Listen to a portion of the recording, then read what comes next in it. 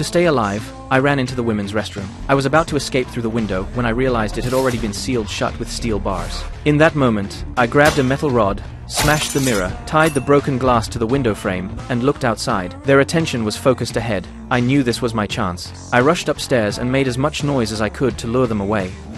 I saw him! I saw Ben Richards! He's heading downstairs!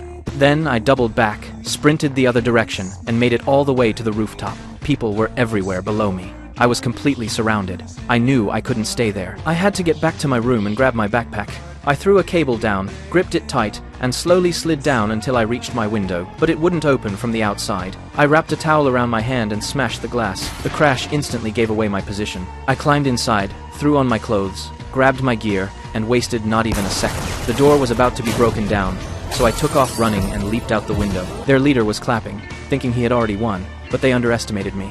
I grabbed the cable, swung hard, and crashed straight into the room next door. Before I could even catch my breath, I realized all of this was being live-streamed. A drone was following me the whole time. This wasn't a normal manhunt. It was a game. If I survived for 40 days, I'd win $1.1 billion. For my daughter, I had no choice. I stared at the drone, furious. Stop filming me!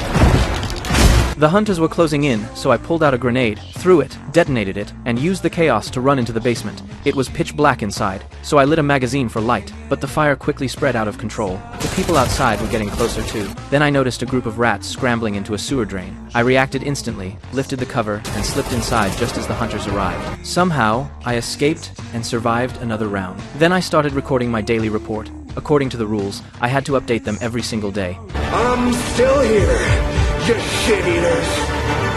After leaving the sewer, I ran into a kid on the street. He recognized me and brought me back to his house. That's when I learned he and his brother were both huge fans of mine. They knew everything about this game. This game was never meant to be won. Nobody had ever survived past 30 days. People everywhere would sell out contestants for money.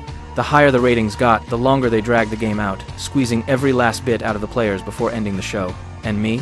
I had barely made it through round 1. My exposure was growing fast, and that meant it would only get harder from here, so they decided to help me move to another city. 10 days passed. In the new city, I disguised myself as a blind man and hid every day while recording my required updates.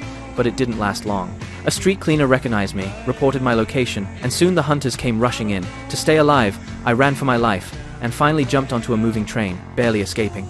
Meanwhile, the last remaining contestant on the show wasn't so lucky. He was recognized by someone and burned alive. Just like that, I became the only survivor left in the game. Now I had to find somewhere no one would ever think to look. Do you think I can win this whole thing?